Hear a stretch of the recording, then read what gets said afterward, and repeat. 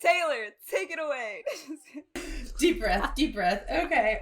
Well, we did something new this week. We set up a Patreon. Well, I shouldn't say we. Lexy did it all, and it's fucking fabulous. So cheers to Lexy for setting up a Patreon. I did something. Yeah. You can look us up at whof***KEN knows.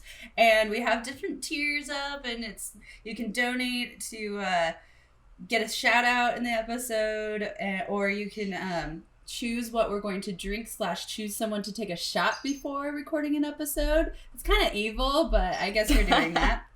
And then potentially you can donate to be either a guest, or you can choose our topic for a mini-sode or a main episode. It's kind of like shoot your shot, and we'll probably give it to you because we love free money. Yep. But on another side note, we really hope to never have any advertisements and stuff on this podcast, so you can really enjoy the content through us. And if you want to give us a little tip, Patreon's there for us. So thanks, guys. Thank you. We love you. Thanks in advance. Give us your money.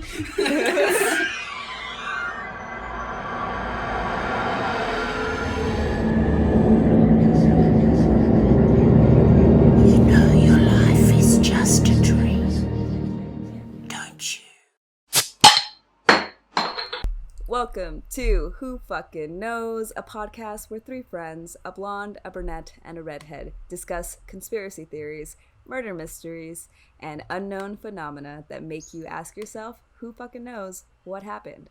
My name is Angela. I'm Taylor. I'm Lexy. And welcome to Who Fucking Knows. Hello. Yeah, and I have something special to tell you guys. We have a lot of announcements today because this week we are trying to get some shit together, I guess. But if you're listening to us on Apple Podcasts, or even if you're watching us on YouTube or Spotify or whatever, go to Apple Podcasts and leave us a review.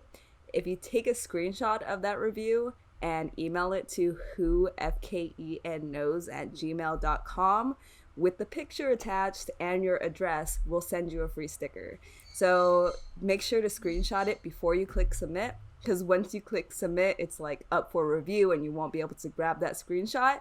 But yeah, so that's something exciting, and we'll send that over so you can represent us on your water bottle, your laptop, however you want to do it. But yeah.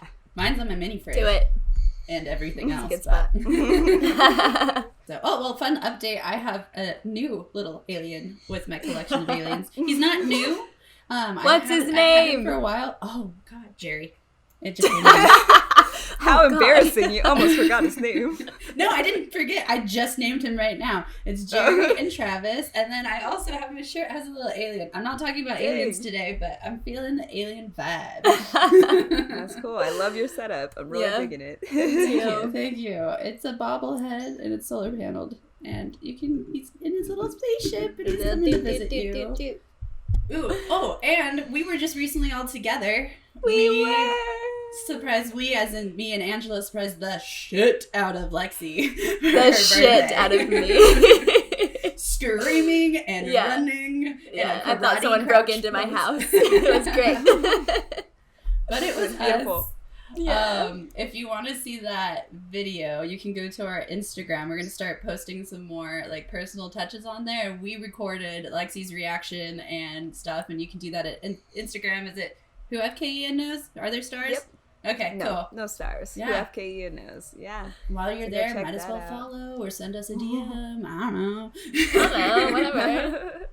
Yeah, so Taylor, tell us about Santa Barbara. I'm dying to hear about it. For those of you who don't know, me and Taylor met in Santa Barbara because I went to school at UCSB and she was one of my roommates. And then through Taylor, I met Lexy, who was also in the area. So Santa Barbara is like, I feel like it's like the root of our adulthood. That's what it yes, it is. We were in college just trying to figure ourselves out, and we all like talking about weird shit and drinking, so it worked out really good. But it has been a year and a half since I've been in Santa Barbara, which is just so sad. And I've been really homesick because we couldn't go to Kauai this week like we had previously planned to go visit my parents. So I was like, fuck, let's go to Santa Barbara. And so we got back today. We were there all day yesterday. Ran into my good friend Dylan and Allie. Shout out, because they were like, we're going to listen. And we kind of love stickers everywhere in Santa Barbara on State Street. Yes! I didn't actually talk to other people because you're no longer in that type of situation. You're confined to a table. So you're kind of like, and plus like, I was just so like happy to see Dylan in the first time since October. So we were just like talking and talking and talking. James and I went, it was a great fucking time. At our first place, so State Street is closed down for tables, for bars and like food restaurants to work together so that, you know, we can still enjoy being out and about during this pandemic. Fun. Well, we were sitting under some really tall fucking trees at the Good Line next to the Granada on State Street, and a bird decided to poop, and not only did it hit me on my arm, it hit James on his pants. And that video will also be on our Instagram because it's fucking hilarious. And literally after cleaning it up on my arm, I got shit on my fucking skirt. And I'm like, really? Really? Give us the check. Extra good luck. Yeah, I've heard it's for good luck, so maybe something big's gonna happen. Maybe a bunch of people are gonna leave a review. Just kidding. Everyone's gonna go to our Patreon and spend a bunch of money. That's what they're gonna do. Thanks, bird. Oh, excuse me. But I just digged around and I saw my friend Aaron and got real drunk, and Like Dylan and James had a jam session on the guitars while Allie and I chatted, and it was just so wholesome and great. And I showed him around Isla Vista. We went to Buddha Bowls where I used to work. Shout out to Buddha Oh my Bowls. goodness. Ever in Santa Barbara, so you have to go to Buddha good. Bowls because it's a bread bowl with just happiness baked inside of it that you can do mac and Truly. cheese or just choose your own adventure. Like, Oh, the mac and cheese is so good. I miss living in Santa Barbara, but I'm happy where I'm at the same time. Do we have a current story today? Is that what we're doing first? Oh, someone does. It is me. I have a current story.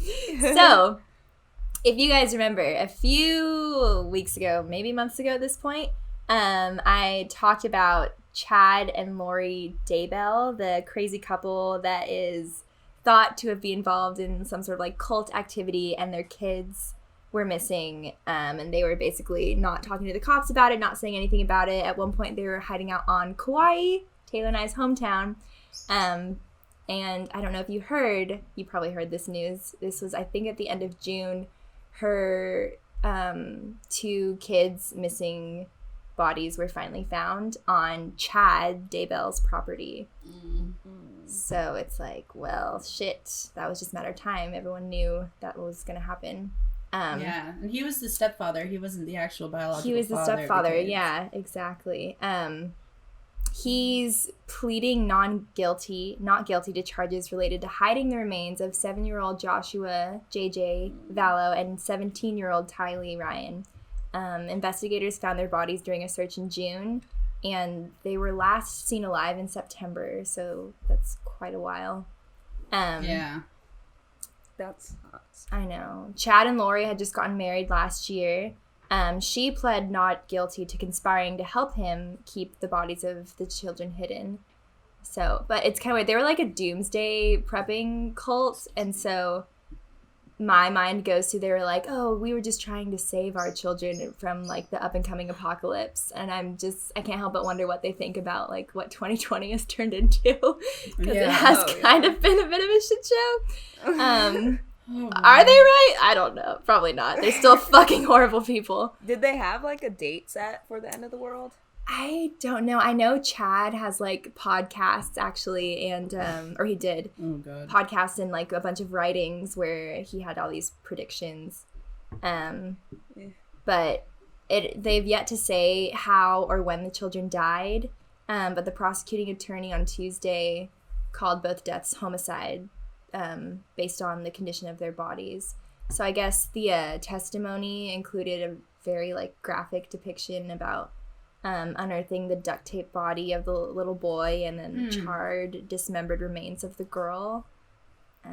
So very, very sad. And let's see. Hopefully they're resting in peace now. It's I unfortunate, know. but yeah. But I guess on June 9th, Lori called Chad from jail. That was the day authorities arrived to search his property with at least 5 cadaver dogs, and Chad said to her, "I love you so much," after telling her police were searching in the field behind the house. And then she said, I love you. Should I try to call you later? And he said, I don't know. You can try. So obviously he probably knew they were going to find something. Yeah, obviously. But I guess some court documents suggest that the couple believes in like dark spirits or zombies that would possess people. So they're just like wacko. And now I guess this article is actually posted, I think, just a few days ago. Their trial is next week, so maybe we'll have another update then. But yeah, rest in peace, crazy. JJ and That's Tylee. Imagine, I don't know, like your parents just turning on you. Like that's insane, right there. I know. Like what a way to go. I know. And the little boy was adopted too. He was, I want to say he was like, he's blood related, but he wasn't her biological kid. I think it was like her cousin or sister's kid or something. And they adopted him. And he has like grandparents that love him so much. And they were just like, we want them to come home. And now they're dead. It's just really sad. But I hope they are. Yeah, that's how we start these episodes. It's a friggin' downer. You're welcome. But hopefully they get what they deserve. And I just realized we didn't talk about what we're drinking today. Oh. Shit. I am drinking water because I drank a lot last night and I needed a timeout for my liver. I have ponche. So what that is, it's like a Mexican drink. It is pretty much, my uncle made it. So it has like tequila and fermented pomegranate, I think. I think there might be some brandy in there as well. He used my grandpa's recipe. And so that's cool. Like I'm having this, my grandpa's recipe. My grandpa actually like passed away like 5 years ago, I think. Mm-hmm. And it's cool because like we have some that my uncle made for like my dad's funeral. And then I have some that my dad made that I'm kind of like holding off on drinking. Aww. So I'm like, we'll see. One of these episodes I'm going to bust it out and be like, my father's ponche. Yes. And this stuff gets you fucked up. I'm just going to say that now. Is it something you just drink straight? Like is it kind of similar to like a wine or a beer or something? It's like, or? Yeah, it's kind of similar to a wine or like beer. a liqueur? It's like fruity. It's fruity. Oh. It's like, it tastes like almost like a mixed drink. But like, okay, it's funny. I took some to my friend Brittany and Perla, and they were like, "What is this?" And Perla's like, "Do I have to mix something with it?" I was like, "No, this stuff is like pretty strong." And she like went, and she smelled it, and she's like, "Oh man, Angela, like, what did you bring?" And I was like, "Don't smell it, just drink it." And when she drank it, she's like, "This tastes really good." And I was like, "Yeah." I was like, "It's dangerous if you don't smell it." Oh my gosh. That's funny. Oh boy, that's fun. I'm drinking canned wine. I know. Don't tell my wine snob boyfriend. It's actually not bad. I don't think it's canned. It came out of a can. I poured it into a glass.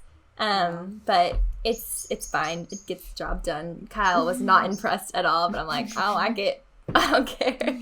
I like it. Mm-hmm. But yeah. Cheers.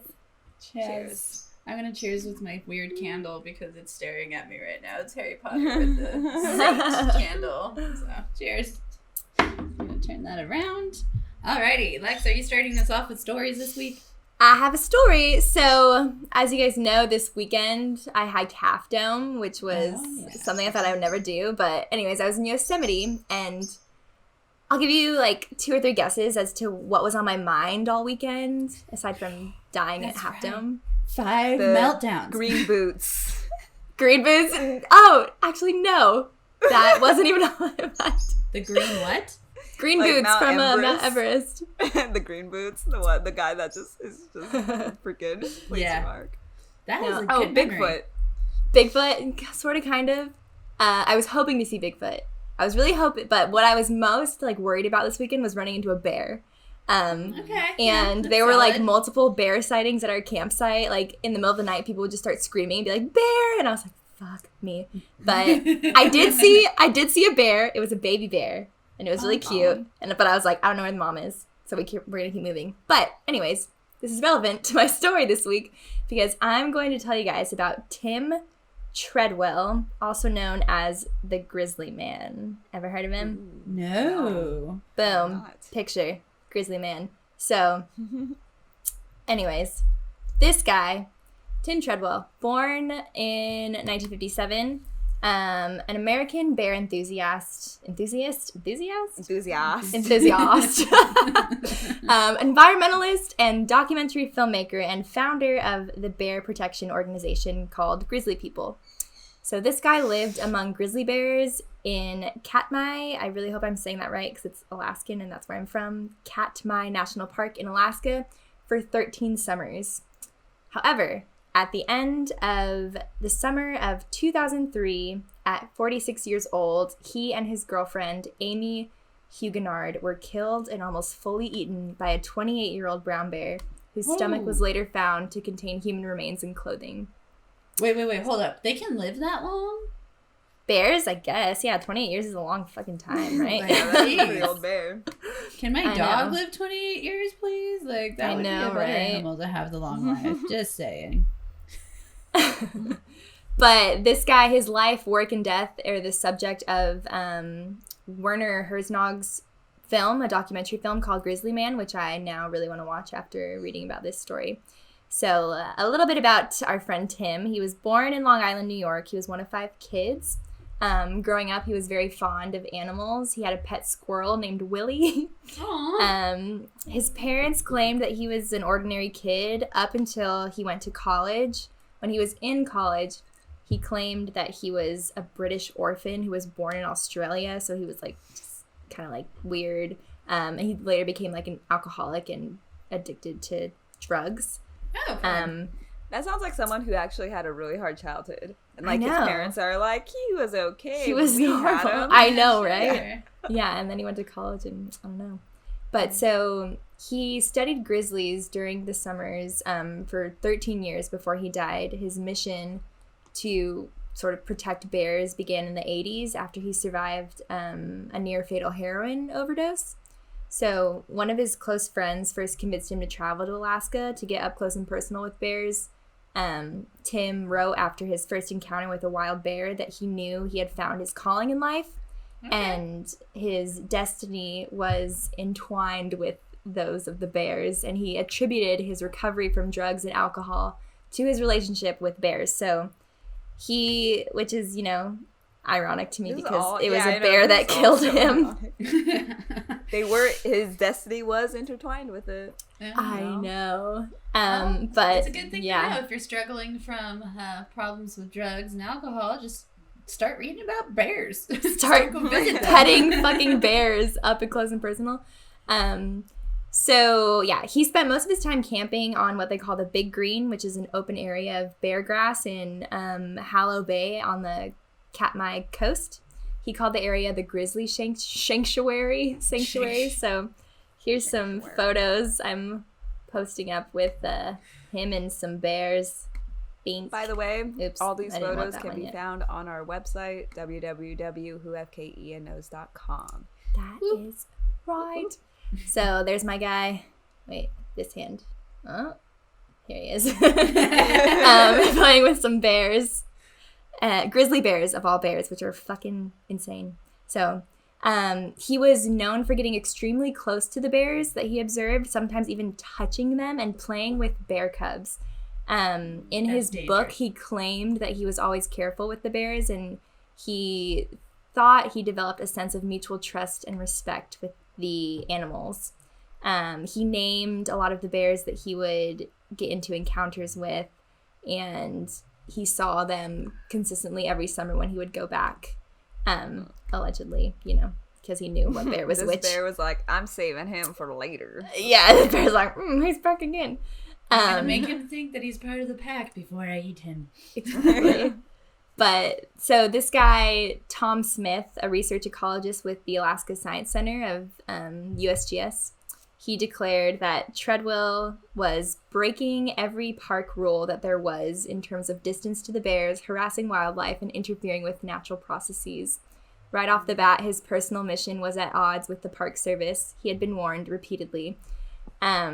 So the National Park Service was very concerned with his behavior, as they should be. He racked up to like 6 violations between 1994 to 2003 for like keeping food in his tent, which you're not supposed to do around bears. You're supposed to store it in a safe spot to where the bear can't smell it, or else they're going to come and get it. He also frustrated the authorities by refusing to put up electric fences around his campsite, and he also refused to carry bear spray. I guess he used pepper spray once on a bear and then felt really bad, so he never used it again. No, he's like, I can't hurt the bear. I'll let the I bear know. hurt me. This is all just like so ironic. Okay, now for the dark part. So in October of 2003, Treadwell and his girlfriend, who is a physician assistant named Amy Huguenard, visited Katmai National Park, which is the park that he always visits. Oh wait, let me show this photo of him and his girlfriend. It's really cute. Hello. There they are. There they are. Girlfriends, boyfriends. So in his diaries, Huguenard, his girlfriend, was terrified of bears, and she felt very uncomfortable in their presence. And one of her last journal entries indicated that she just wanted to be away from the national park and wanted to go home because she was just feeling scared of all these like crazy behaviors they were doing. Especially with someone who was like trying to attract multiple bears to the I know, campsite. he would purposely like put himself into situations where he could get close to the bears. So Treadwell chose to set his campsite near a salmon stream where grizzlies commonly fed in autumn that time of year. He was at the park later in the year than normal, at a time where bears attempt to gain as much fat as possible before they hibernate for the winter. Hold on very quick. My OBS kind of fucked up. We're definitely going to be playing elevator music. Oh yeah, we're back, baby. Yep, sorry about that. Technical difficulties. It's okay. I got to shove more food in my face, so I'm happy. Take it away, Lexy. Okay, so as I was saying, Treadwell was supposed to leave the park at his usual time of the year, but he extended his stay a week in an effort to locate his favorite female brown bear. Because, you know, he knows all the bears personally. He also said he hated modern civilization and felt better in nature with the bears than he did in big cities around humans. So he was there longer than he should have been in the fall, where the grizzly bears were very hungry. There was a lack of food that season, so they were already, you know, aggressive and trying to fatten up for their winter hibernation. But this guy's like, oh, fuck civilization. I'm going to stay here with my bear friends. And she was just unfortunately roped into it. I know, his girlfriend. Yeah. So this guy, another thing he would do constantly was film footage of his encounters with the bears. Of course. And some of the last footage taken by Treadwell hours before his death include video of a bear diving into the river repeatedly for a piece of dead salmon. And Treadwell mentions in the video that he didn't feel entirely comfortable around that particular bear. And in the documentary Grizzly Man, the director speculates on whether Treadwell filmed the bear that killed him, which is really spooky. Ooh. Okay, so around noon on Sunday, October 5th, 2003, Treadwell spoke with an associate in Malibu, California by satellite phone. He mentioned there were no problems with any of the bears. The next day, October 6th, Willie Fulton, a Kodiak Air taxi pilot, arrived. I was like his squirrel. Willie! Squirrel to the rescue! Willie! No, a pilot, unfortunately. A squirrel pilot? I don't know. But so this pilot guy arrived as he was scheduled to pick up Treadwell and his girlfriend, but he found that the area was abandoned except for a bear, and so he contacted the local park rangers. So after some investigation, the couple's mangled remains were discovered quickly. Treadwell's disfigured head, partial spine, and right forearm and hand with his wristwatch still on were recovered a short distance from the camp. His girlfriend's partial remains were found next to the torn and collapsed tents, partially buried in a mound of twigs and dirt. A large grizzly bear protecting the campsite was killed by park rangers during their attempt to retrieve the bodies. And then a second adolescent bear was also killed a short time later when it charged the park rangers when they were trying to recover the bodies. And they examined the bear, the larger adult bear that they killed. They examined its stomach, and it revealed human body parts like fingers and limbs inside. So they're like, all right, this is probably the one that ate them. In the 85-year history of Katmai National Park, this was the first known incident of a person being killed by a bear. Wow. So That's crazy. mm-hmm. I felt sad that they killed the bear. I know, even though right? The bear did it, But, it's like, just like he was dude, just like, that's what he bears was a do. dumbass, Yeah, So like he was. Darwinism right there. Good thing they didn't have kids. I know. And like the bears were just starving. I know. And Yeah, they were it's just sad in doing itself. what they do. But as I mentioned, this guy constantly had his video camera on him, and it was recovered at the site, and it Was it filming the attack? was, yeah. So this footage, like, I don't think is released, but they talk about it in the documentary. So it's like a 6-minute tape, contained only voices and cries as the bear mauled him to death. So I guess the tape begins with Treadwell yelling that he's being attacked. So he says, "Come out here, I'm being killed out here," he screams. And then the tape led the trooper investigators to believe that the attack probably happened in the middle of the night when the camera was stuffed into like a duffel bag. And as I mentioned, the footage is 6 minutes long, but it was enough time to record the bear's initial attack on Treadwell and then his screams, and then the bear's retreat after his girlfriend tells Treadwell to play dead, and then she gets attacked, and then it returns and drags him off into the forest. So Damn. yeah, but who fucking knows why this guy thought he could snuggle with a grizzly bear? Fucking beats me. I'm afraid of tiny baby black bears. I'll have to text you guys the video of my bear encounter because it's funny. I was like, oh my god, put it on our Instagram. But yeah, sorry for that downer story. It's one of my worst fears is getting attacked by a bear. I think it's because I grew up in Alaska and I've seen bears in my backyard. They are not to be messed with. So No. I've pet a couple black bears before. really? 'Cause In the wild. No, Oh. I worked at the zoo, and Aw. I like pet their nose through the thing because I would give them lettuce heads. They love Aw. lettuce heads. That makes them And so like, they would cute. stick their nose through it, and I could like pet their nose, and then they'd like eat it. They're like, But, give me yeah, your they finger. That was I was like, that was the extent to my interactions with them. Oh my You know how you have a fear of encountering a black bear or just a bear in general when you were up in Half Dome? I think I would be more afraid of finding like mangled remains because that means like a bear is here. It's and hungry. Human.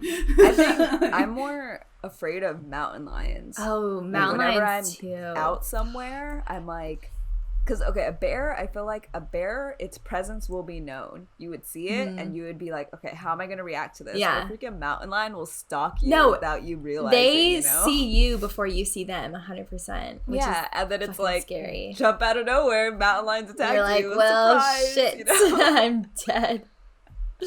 Damn. Yeah, so that's Good like, my fucking fear. story. Yeah, Yep. that's what I got for y'all. Alrighty. Related to Taylor's attire, tonight I have an alien story. Yay. And this story is special to me because so at the end of our last episode, I mentioned this briefly and I kind of mentioned it earlier, but my dad passed away on June 25th, 2020, so earlier this year, and that's part of the reason why we didn't really record any episodes for a couple months. And this story is one that he had called me about, I think back in April. He like called me one day excited and was like, you have to read this book. Yeah, that this is just a documentary I just watched, and like he told me about it.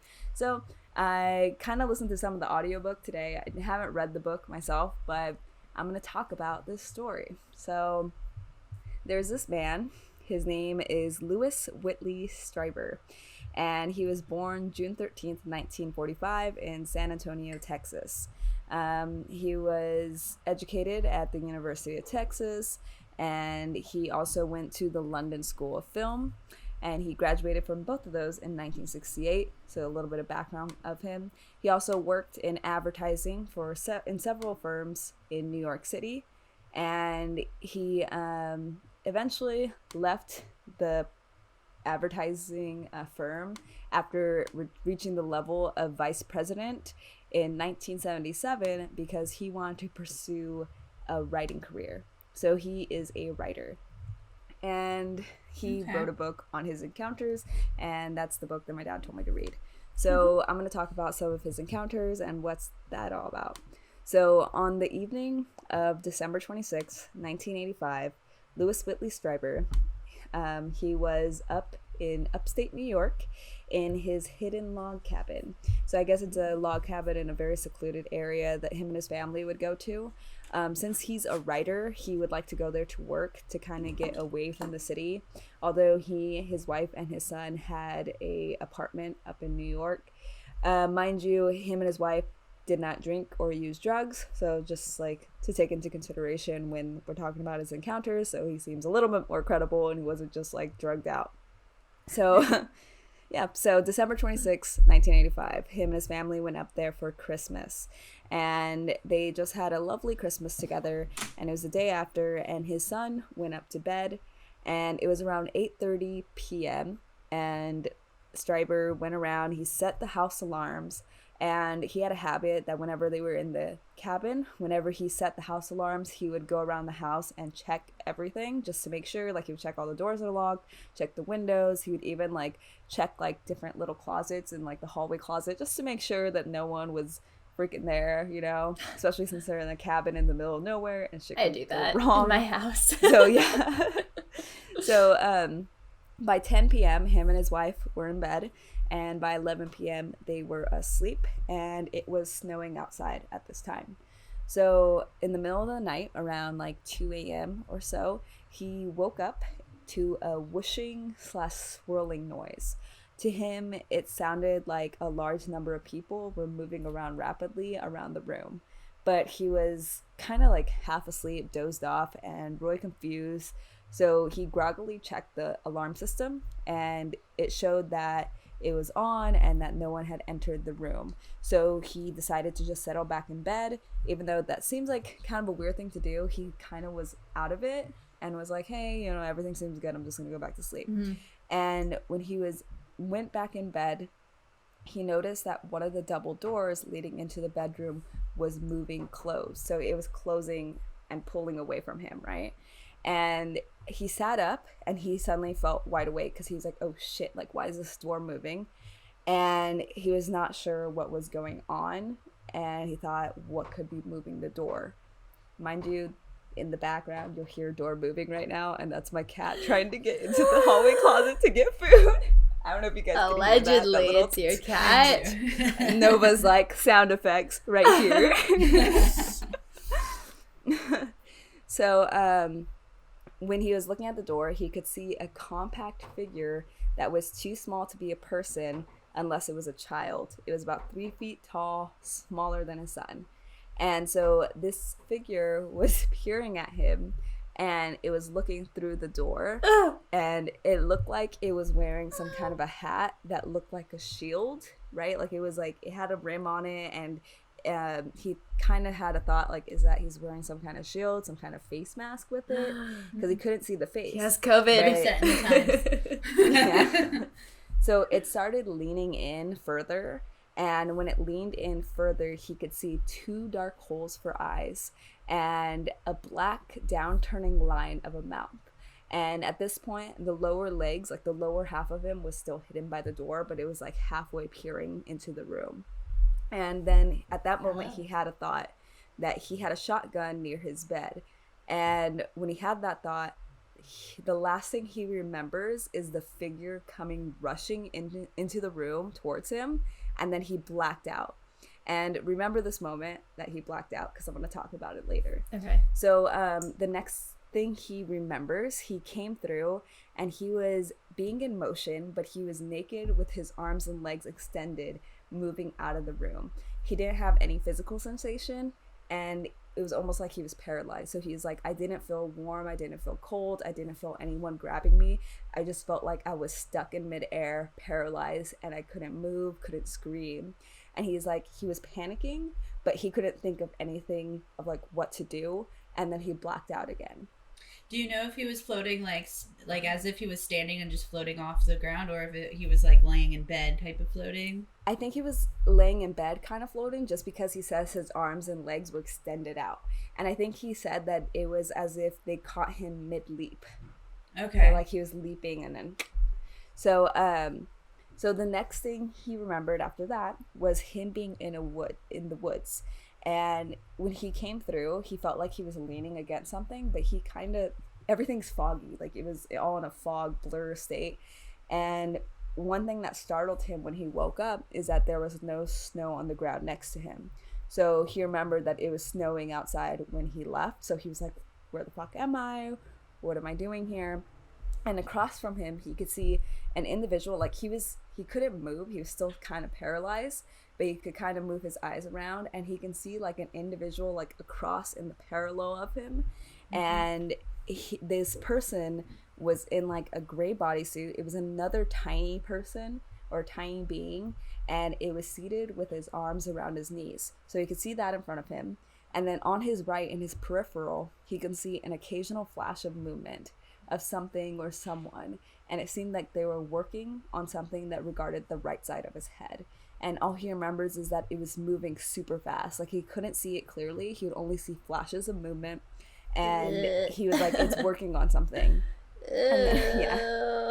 And then on his left side, he could clearly see a being that it was another small being, and for some reason he thinks it was a woman. Like he seeing it and knowing it, he was like, I'm pretty sure it's a female, whatever these things are. And what he remembers from her is that she seemed very bored. And he says, is that what makes her female? Excuse me. I'm always so curious when people are like, this is a set like gender, because what if they don't have genders and they're like very fluid, and it's like, what sense is that it makes you think that it's feminine? Mm-hmm. But so she seemed bored, and he remembers her trying to explain something to him, but he was in like this really groggy state and doesn't have any recollection of what she was saying or what he was trying to understand, or maybe he just couldn't comprehend it to begin with. But after that, he remembered kind of floating up again, and he remembers being above the trees. Then he blacked out. And when he woke up this time, he found himself in a small room that was kind of messy, and it was tan and gray. So like the walls and the floor and everything of the room was just very tan and gray, so very neutral. And in this room, little creatures were running around him, and he felt helpless. So on his hands and knees, or like standing upright? Because I think he was seated still, and this time he was able to move his arm and his head, but he was still like in this paralyzed state. So there was just these things running around him, these small 3-foot creatures. And he remembers one of them was a very thin and graceful creature, and it showed him a tiny gray box. And he didn't know what was in it. It was trying to show it to him. And then another creature opened the box for him, and in it was a small thin needle, and it was practically invisible. Like they pulled it out, and he said like when they lifted it, it looked almost as if it was not there, like it was so thin. And he had this instant knowing. He doesn't remember if they told him this, or he just had this inclination that they were going to insert this into his head, like into his brain. And at that moment, when he had that moment of like knowing what they were going to do, he began to struggle and scream, and he was trying to break out of whatever paralysis he was in. I don't blame him. And then and I was like, fuck that. The fact that it's only happening now versus at any other point. Mm-hmm. And part of the reason why he was freaking out the most too is because since he's a writer and his career really depends on his mind, I think part of that he was freaking out about that, because he really treasured his mind. And at this point, the woman-like creature that was in the woods, she was also there. And she said in kind of an electronic flat accent voice, and she said, "What can we do to help you stop screaming?" And he just remembers hearing that voice. It was really eerie because it was electronic, feminine, but it was just strange. Siri, And is that you? I didn't catch that. So Streiberg, he to this, he responded, and he kind of was surprised by the way he responded, because it was kind of first response, like he was in a panic, and they're like, "What can we do to help stop you?" And he's like, "You can let me smell you." And they're like, "What?" And he was yeah, so he was really embarrassed by this request, because it seemed unusual, and it seemed like they had never been asked that before or something. But he soon realized why that's what he wanted from them, because one of the creatures said, okay, I can do that," in a fast voice that was similar to the woman creature's voice. And he held his hand to Streiber's face, and with his other hand he cradled the back of his head. And when Streiber smelled his sleeve, he said he felt it was a very distinct smell, like a weird odor, but it kind of became an anchor in reality. So to him, being able to smell them was like, this is happening right now. Yeah. Like, It's this not a is dream. real. This is not a dream. I'm really like experiencing this. Whoa. That's interesting. Yeah. So he remembers a smell. He says it was kind of like a slight scent of cardboard. So he thinks that whatever their fabric of their clothing was, it seemed to be made of some kind of paper-like substance. And he said that the smell of their skin, he's like, it smelled like something that was alive but not human. And he said it had a subtle overtone of cinnamon, which I don't know. Spicy.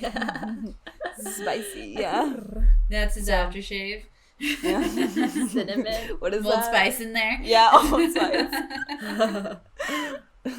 So at that moment, after he smelled the sleeve, or when he was smelling the sleeve, I don't know, he heard a bang and there was a flash, and he knew that they put the needle in his brain.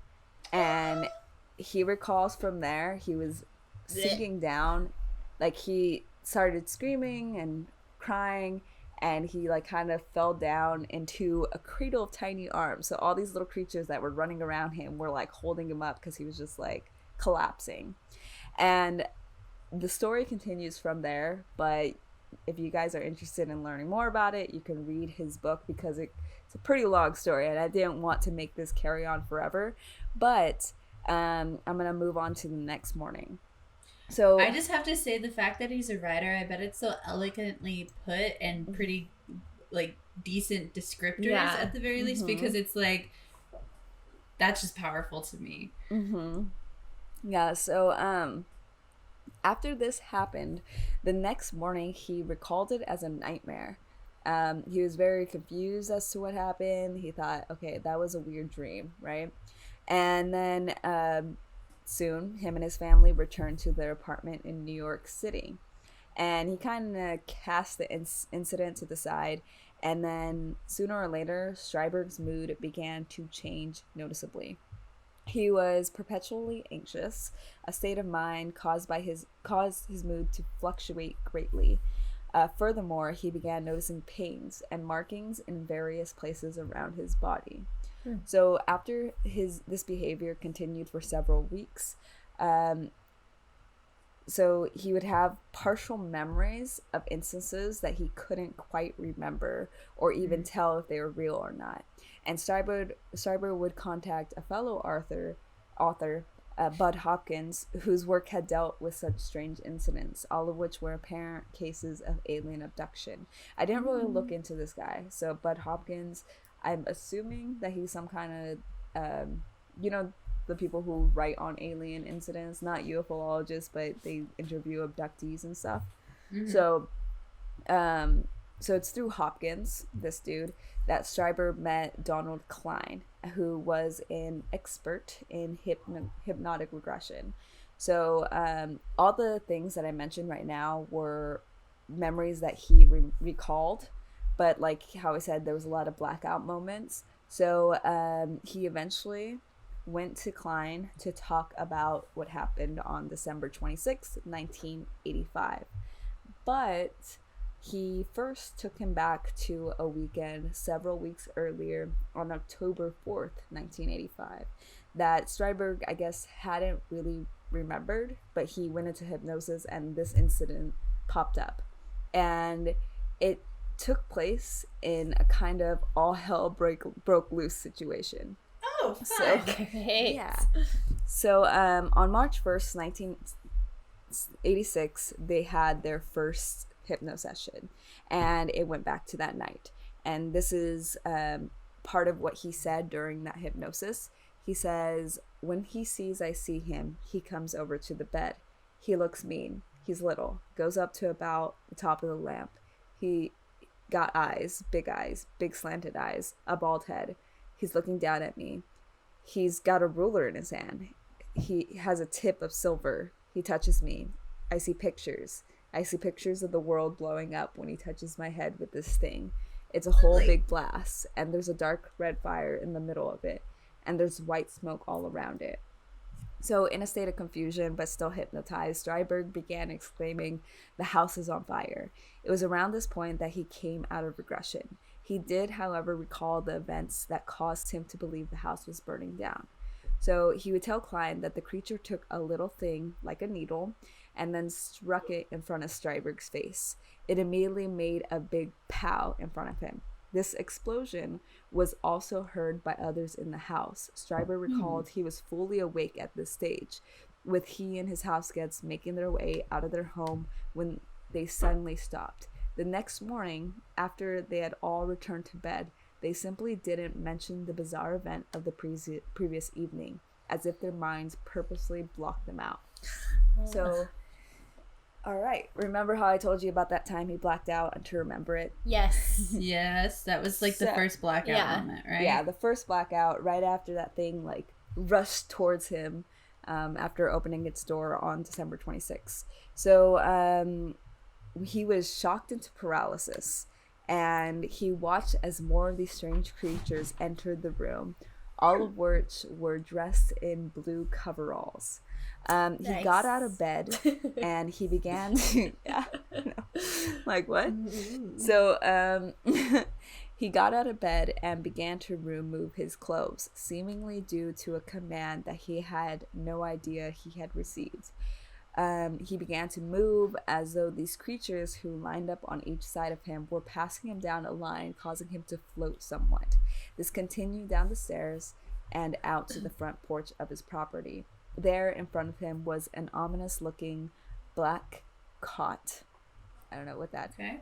I'm not sure. So Strieber would state under hypnosis, that's what he called it, a black cot, that he didn't like the look of that thing. Nevertheless, he laid down in its iron crib-like bed. So I guess this is when he remembers kind of floating up and being paralyzed. He was like in this thing. So Klein would regress Strieber back to the incident in order to extract more details. So apparently, as he was doing this hypnotic regression, it kind of revealed that maybe there was a string of abductions that had gone back years, at least to when Strieber was a young boy. So some of the abductions actually involved members of his family, including his parents. So it seemed like he had one memory where him and his sister and his father were on a train, except it wasn't a train, and that his father was scared to death, which made him and his sister feel scared. He said on this train there was lots of creatures like soldiers, all in the same strange uniforms. Strieber will elaborate that the incident took place at some point in 1957 when they were on a train from Wisconsin. Suddenly he and his father and sister were on a strange craft. So perhaps the most chilling part of what Strieber could recall from the incident was his father in the distance screaming and screaming. He would also recall something that all three of them had bizarrely forgotten, was how they were all extremely ill for the remainder of their journey home, vomiting violently for several hours. So over the following years, Strieber would continue to research and delve into these strange incidents that permeated his life in an effort to understand what was unfolding around him, and why he, and as he did, many skeptics began to point out what they would see as a contradictory statement and claims. So this whole thing, he never really called them aliens. In his book. He never called them aliens. He would always refer to them as visitors. Ooh. Because to him, he wasn't sure if they were from another planet or another dimension or realm. Yeah. Because he never figured out where they were from. He didn't go into he went into like weird crafts and stuff, but he never really had an explanation as to how he got there or where he was. So like with the train, for instance, they were on a train ride and then suddenly they were in some other different kind of realm type of thing. So in 1987, his book The Communion was published, and 5 years later, Strieber's family started to receive disturbing late night phone calls. So typically the voice at the other end would just start a scary, sneering laugh. This was in 1987 that he started receiving these weird, creepy calls. And he was like, I'm going to get caller ID, because, caller ID wasn't really a thing. It was like, oh my God, he has caller ID. How special. Like, you can tell who's calling you. What? So he got caller ID, and he found out that a company called EG&G were calling them. And so when he found out that it was that company, called them and was like, hey, like right when the receptionist answered, he was like, I've been getting these weird calls. They're disturbing my family. It's coming from this number. And then the receptionist passed it to some man. He remembers some like older man's voice saying, oh, I don't know what you're talking about. That's not coming from here. He's like, well, I have caller ID and it says it's from here. And the guy's like, well, we'll handle it. Hung up, and he never got calls again. But Strieber started to look into EG&E, like who the fuck are they? What the fuck are they? And he discovered that it's a company that actually has ties to NASA. So I actually wikied it, right? EG&E is formerly known as Egerton, Germhausen and Greer Inc., and it was a United States national defense contractor and provider of management and technical services. The company was involved in contracting services to the United States government during World War II and conducted weapons and research development during the Cold War era. So it does have kind of a weapons defense history. So that was kind of interesting. And he had this happening, and then he also had people trying to break into his cabin. I guess someone broke into his cabin to get access to his computer. And then on top of this, he had all these weird experiences, but there was another author named Ed Conroy who decided to write a report on Strieber's story.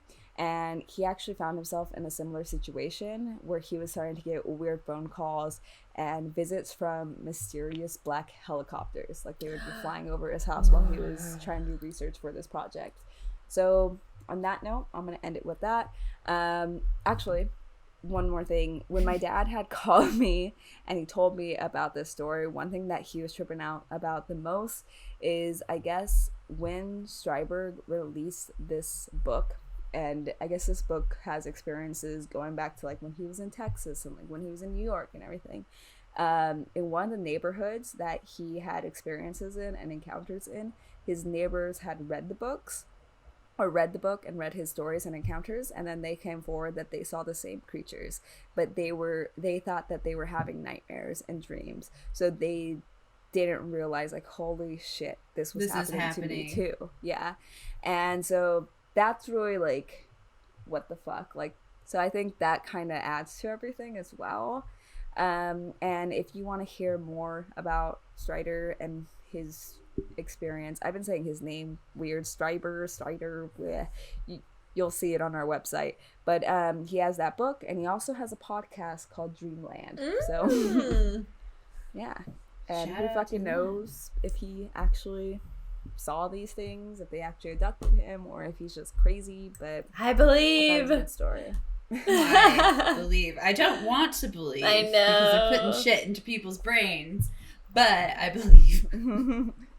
So, yeah, that's what I got for you. Spooky. I love it. I we'll finish this off tonight.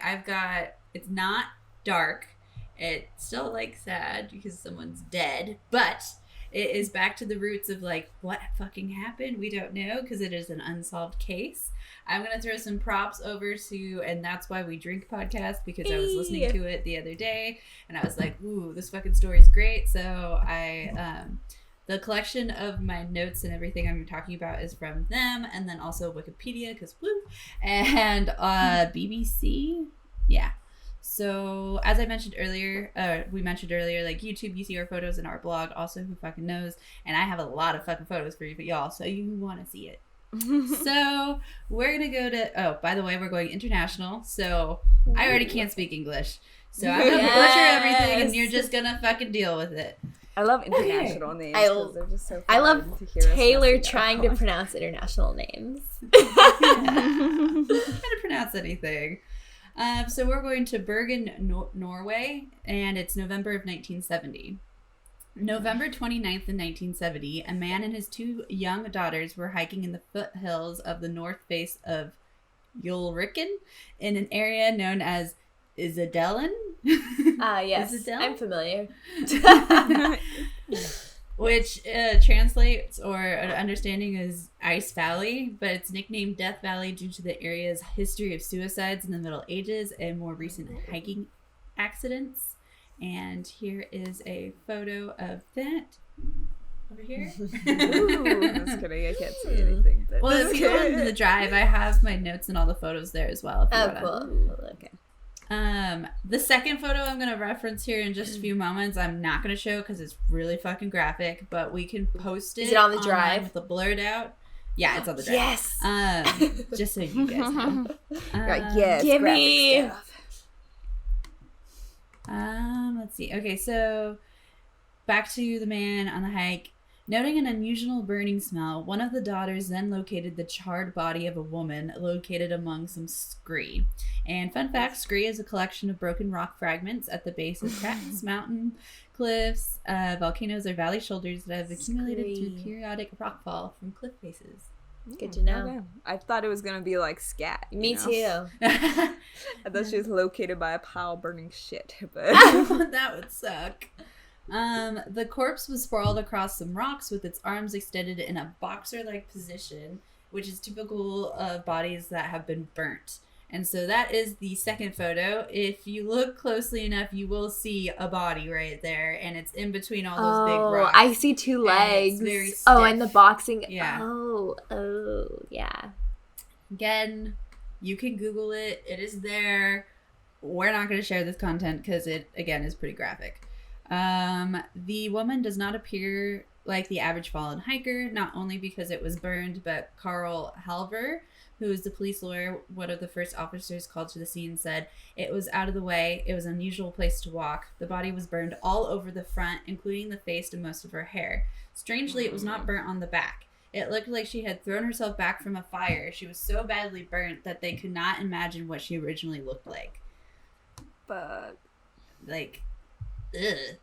that's fucked. So of course, like, they started looking into it, and the Bergen police handled the scene. They located near the body and affected by the fire were an empty bottle of St. Halvard liquor, 2 plastic water bottles, a plastic passport container, no passport, just the container, rubber boots, a woolen jumper, a scarf, a broken umbrella, a watch, and a ring. Around the body, there were traces of burned paper, and beneath it was a fur hat. Even weirder, all identifying markers and labels on these items have been removed or rubbed off. Even more weird, the woman was not wearing the watch or her jewelry. Instead, it had been just placed beside her. So here's a photo of that. Fuck. Crime scene stuff. It's like whoever did it was like, all right, get rid of fingerprints, get rid of any trace of anything that should. It's crazy. Like, you cannot find this person. You're not meant to find this person. And those are the bottles there. So Tormund Bones, I love that his last name is Bones, by the way. He was one of the forensic investigators that was interviewed through BBC, and he said the placement and location of the objects surrounding the body was strange. It looked like there had been some kind of ceremony, kind of like they were placed there after being removed from the labels, it wasn't like they just were tossed to the side. It was placed next to the body instead.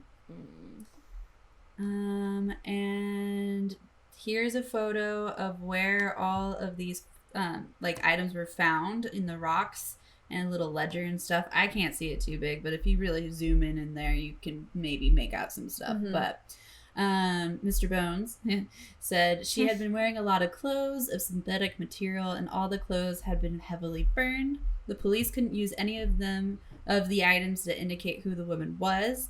Police issued an appeal for an eyewitness. They said the woman was about 5'4" tall, with long brownish black hair, small round face, brown eyes, and small ears. She appeared to be aged between 25 and 40 years old and wore her hair in a ponytail tied with blue and white print ribbon at the time of her death. Dude, and so here's the just first described initial sketch. me. I'm 5'4". I have a long hair. My face is a little round. I have brown eyes. Guys, Are you reincarnated? oh fuck. Don't wear your hair in any blue and white ribbon, okay? Noted. Here's a photo of what that initially was. It was on the same page as the BBC information and quotes and everything, but I'm confused because it looks like she has short hair. I don't know. Anyway, without the name, the woman becomes known as the Isdal woman. And this is what she'll be known as for currently, because we don't know anything else. Okay. Fuck. So we're going to fast forward 3 days. The police found 2 suitcases belonging to the woman at Bergen Railway Station in the left luggage department. One of the suitcases contains prescription-free glasses, which had a couple fingerprints on them. Here's a photo of that.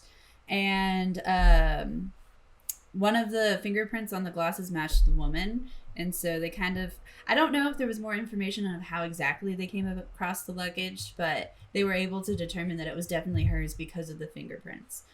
And then here is a picture of the suitcases that were found and a couple of the items.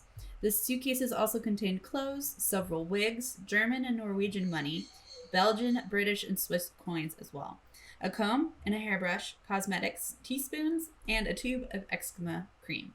Another weird thing about all these items, all the labels that could have identified the woman, her clothes, her belongings had all been removed, the labels and everything. Even the prescription sticker on the eczema cream, which would have shown the name of the doctor and the patient, had been scraped off. So either she was covered all the ground. Yeah. Whether it was her who really didn't want to be identified, or it was someone who is very well versed in making sure no one could be found based off of anything that they've ever had, and it's okay if it's found because you can't figure out anything from it. So fun, very big mystery, and the police worked very tirelessly and did a lot of resources trying to figure out who she was. They tried contacting several major department stores abroad, trying to see if the stores recognized any of the packaging on the woman's makeup. No match was found. Also in the case was a mysterious coded note. We'll get back to that in a little while. There's also a plastic bag from Oscar, this is a fun one, Rotvedt's footwear store, a shoe shop in Stavanger, which is a large city in Norway, about 5 hours away from where she was found. Here's the little map of that because I like doing shit like that. Oh, it's over there. Anyway, the owner's son, Rolf Rortvedt, remembers selling a pair of rubber boots to, quote, very well-dressed, nice-looking woman with dark hair. The boots he sold appeared to match the ones found near the body. Rolf also mentioned the woman had made an impression on him because she took a long time choosing her boots, much longer than the average customer. She spoke English with an accent and had a calm and quiet expression. He also recalled a strong smell emanating from the woman, which later he thinks may have been garlic. So maybe she's afraid of vampires. We'll see. So, using Rolf's description, the police were able to trace the woman to St. Svithun Hotel nearby, where she checked in as Fenella Lorch. Upon further investigation, it turns out that was not her real name, and she had 8 aliases from various hotels all over Norway. They found this over time. They did a lot of research, and like there's way more information about the sites that I referenced earlier. I just didn't want to talk about it constantly, but she's totally a spy. She's totally a spy. That's like, dude, okay, continue. That's like the most popular theory that everyone wants to jump to. Yeah, it's like, dude. Okay. So after figuring out what she kind of looks like and that she stayed under that name, they checked that name and they were just sending out photos everywhere. And police asked hotel workers and they learned that she did speak English and used German phrases. In addition, she had dinner with 2 German Navy personnel, 1 an officer, and they were just sitting, not interacting at all, just at the dining hall and just eating. She also requested to change rooms during her stay. On one occasion, she asked to change rooms 3 times. And this is over her course of many different hotels in it was like, she was found in November, and so it was kind of like July or June until November, where all these hotels that she was staying at and jumping around. And it's all over Belgium, Norway, Paris, and Germany. Wow. So there was an autopsy. Oh, excuse me. There's more about the hotel staff. Wait, 1971, 1970? It's 1970 that she was found. And so it's 1970 that she's traveling around as well. Where was I? Oh, so she requested to change her rooms a lot. She often told hotel staff that she was a traveling saleswoman and antiquities dealer. One witness said that she overheard the woman talking to a man in German. Others who met her mentioned she also spoke Flemish and broken English and smelt of garlic. People who saw or met her also commented that she wore wigs. Ooh, interesting. And there were wigs found Vampire in her bag. spy. There we go. Vampire hunter? Oh, maybe. Vampire slayer. So, there we go. The real Buffy's Write that out there. down. Good title. Slayer written down. I also took a couple other notes. Okay, autopsy. It was concluded that the woman had died from a combination of incapacitated by pills, sleeping pills, and poisoning by carbon monoxide. Soot was found in her lungs, indicating she was alive as she burned, and her neck was bruised, possibly from a fall or by a blow. What I read, it was kind of like on the side of her neck, and so if it were to fall, then she would have landed like this, which would make you think then, okay, then either she got up and caught a flame and then fell back, and it was only her front, or someone got her and then put her on fire. She was alive. Bruise, and analysis of her blood and stomach showed that she had consumed somewhere between 50 and 70 sleeping pills, and there were 12 additional sleeping pills found next to her body as well. Her teeth and jaw were removed due to her unique gold filling. Dental work and tissue samples of her organs were taken as well. Here's a photo of the skulls, her skull with the fillings, because they are pretty unique, and how there's like gold behind some of the front teeth as well, I think is what made it unique. And so they took samples from her organs to like keep, because everyone was like, oh, forensic files is shit, we'll figure this out later, right? So remember that. And in addition to one of the hats that was found in the sea near the burning paper, it had petrol on it, which was what sealed the deal that it was definitely used to set her alight. It was petrol. She was dosed in it and everything. So fun. Burning alive. Big fear of Taylor. No big deal.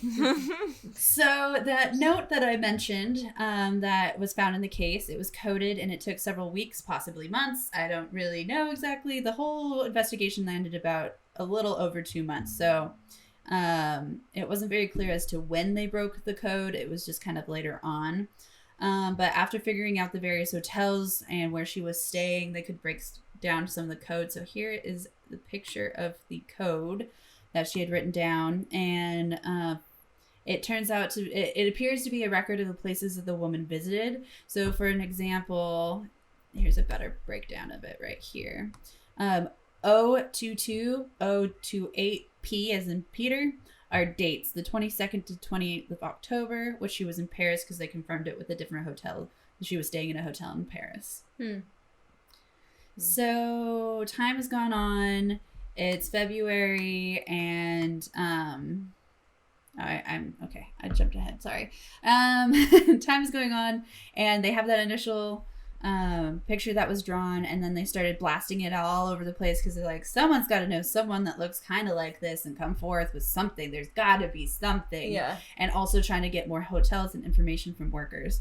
And they came up with another sketch a little bit better right here. And it looks a little bit more like refined in my opinion. But it's a composite sketch based on witness descriptions. Analysis of her body were then circulated in many countries via Interpol. Despite the significant police resources used, the unknown woman was never identified and the case was quickly closed.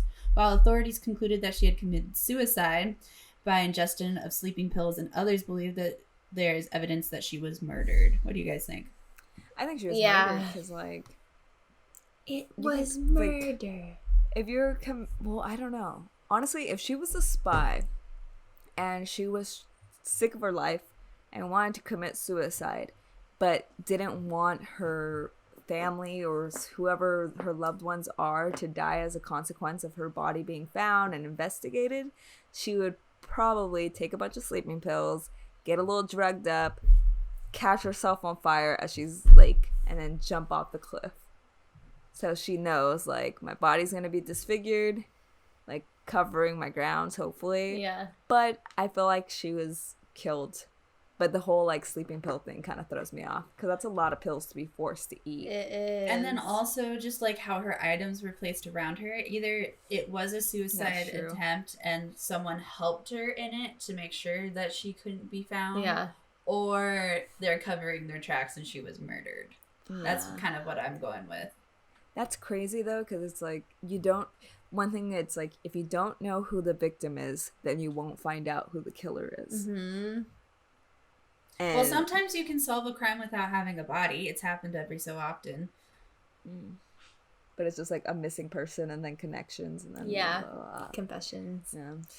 Confessions number 1. Okay, so a little over 2 months later, February 5th of 1971, the Isdal woman was given a Catholic burial based on her use of saint's name on each of the different check-in forms, and an unmarked grave within the Molendal graveyard located in Bergen. Her funeral was attended by 16 members of the Bergen police force. She was buried in a zinc coffin to both preserve her remains and for the ease of disinterment, whatever the fuck that means. Her ceremony was also photographed in case relatives came forward at a later date so that, like, they could still have that comfort knowing that she was put to rest and stuff. And then also, what if there was something in the background that they saw? I don't know. Hi, Nova! And as we mentioned, everyone kind of just jumped on the thought that she was a spy, and given the time period, it was during the Cold War, and Norway has also experienced other strange disappearances in the 1960s close to military installations, which she also traced back to international espionage. So it's kind of like shady shit went down in Norway. So interesting to think about.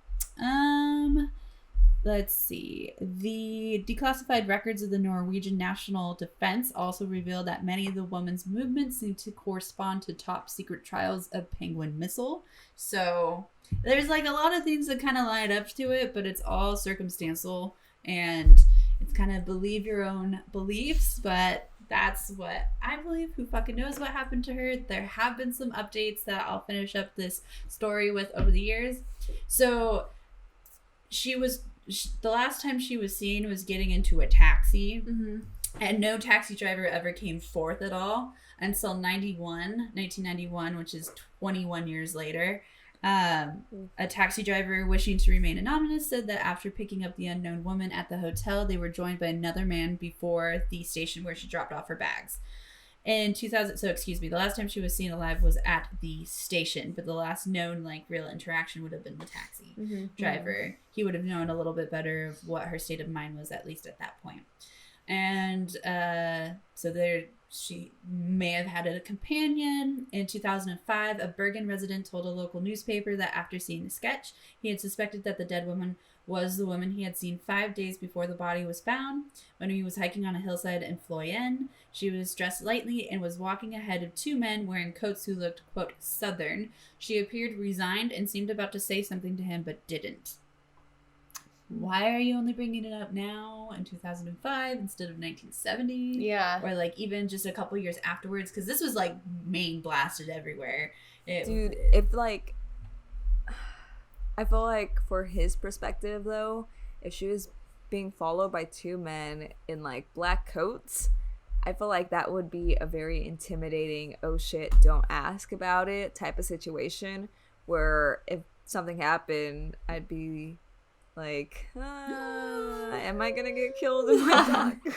Yeah. No. Maybe I'll wait until I'm old and gray and don't give a fuck anymore. Yeah. Yeah. In 2017, a stable isotope analysis of her teeth indicated that the woman had been born around 1930 in or near Nuremberg, Germany. I put German in my notes, but I did put a Y in my head. Good job, German. But had moved to France or the France-Germany border as a child. And some other hotel guests and like witnesses that stepped forward said that she had spoken French before. And some of the writing things that, like the check-in forms at hotels that she had to write out, they did an analysis of her handwriting as well. And it seemed to be from like a private French school. I don't know where they derived that, but they got that from her handwriting. Holy shit. And the final update was in 2019. The BBC published a podcast series titled Death in Ice Valley, which included interviews with eyewitnesses and forensic scientists. And it kind of was like a new life to the case, that it actually got reopened and people started to actually take it seriously and look into it more, because maybe it was a government cover-up as well, type of thing, because of how well it was all just like no labels, no nothing. But who fucking knows what happened to her? Who fucking knows if we'll ever find out what happened to her? But I'm hoping some news comes out, because that would be really cool to have, you know, a 50-plus-year-old case finally closed. That would be. That has left so many people puzzled. But yeah, that is my story for this week. That was a good one. That's cool. Thank you. It's like, who fucking knows what happened? I love when it's like a true mystery. Like, we don't know who she is. We don't know what happened to her or who killed her. That's cool. Because a lot of them, it's like, it's unsolved, but he fucking did it. We just can't We prove know, it. but we can't prove it. Yeah, but it's like, who did it? Well, Yeah. cool. You know, I try to do one really depressing, dark one and then something a little bit lighter the next week, so that, you know, those people who can barely stomach anything that I say can, like, maybe listen to my story sometime. That one's pretty Meredith. Excellent. So, if you want to follow us and all that good stuff. Oh, shit, that's right, Angela. You got a new The thing to do. cards! I have a Tell new thing. us what I we have- should do. So, yeah, if you listen to our minisodes, then you have noticed or heard that at the end of our minisodes, I pull a tarot card. Well, I just got a new deck of oracle cards in the mail. They're a little different from tarot cards, so we figured that I can do an oracle deck or an oracle card pulling for our main episodes, and then a tarot for our mini. So I'm going to just pull one of these, and I have a little booklet that kind of explains what it means. So yeah, take it as you will. It could be related to your life, this episode, I don't know, just The week, who knows? up for interpretation. So nothing will come of this situation. What? Pick a different card! Let's see. Rewind, we're doing it. Should I pull a different one? Pull a different No. card. Yes. Let's see. Okay, I don't know who that was for, but it's not for us. We're sending that Okay. energy back out. Let me see. All right, let me pull a new one. This one says, "Nothing is yet set in stone." That's funny. It's like nothing will come of the situation, but hey, it's not Nothing set in is stone. set in stone. So let me read the little thing on it. There's like little things about it. 100. And you know what? All Right right. now is a good time to just say, like, thank you all for coming back and listening to us. And Yeah. we're happy to be back. Yeah. So this card, nothing is yet set in stone. It says mutable is all about change, shape-shifting even, that something is still developing. This card indicates that something is indeed changing and there's room for maneuver. So take it as a sign that the situation you're asking about is far from finalized. If you're not happy with the current state of play, that's marvelous. It means you can still change the course of the outcome. However, there's also a sense that the situation could perhaps be a little unstable. For some, this is great news because you can still influence it. Others will struggle with the uncertainty, but should stay with it a little longer. Either way, nothing is set in stone yet. And then additional meanings for this card. sorry. Taylor's like, So knowledge dropped. More to come. More to come. So additional meanings for this card is you're endearing towards your goal, and that's okay. Staying adaptable is the key to success for you now. Make sure you're not being led astray. Have you become distracted? Time to focus. Stay with it, whatever it means to you. That sounds pretty cool. I think it's interesting that we got the whole nothing is whatever, and then it's like, hey, but it's not set in stone. So it's okay. Yeah. We can ground ourselves a little bit in that. Yeah. But yeah. And again, we have that Patreon. You can either do a one-time donation and we'll do a really big happy dance because, oh my God, you should see our reactions when we just see comments. Imagine with money? Holy shit. By the way, our donation tiers are like freaking minuscule. They're like, that's pretty much the price of a Starbucks coffee. Less than even. Yeah, less than. Come on. So, yeah. We're only asking for like $3 to $10. If you really want to try and make one of us take a shot, you just can spend $5.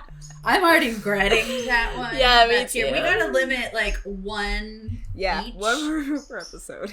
Or maybe like we do like double if we have a lot like in front of minisodes because we always like to do the minisodes while we're drunk. So we do. Guilty.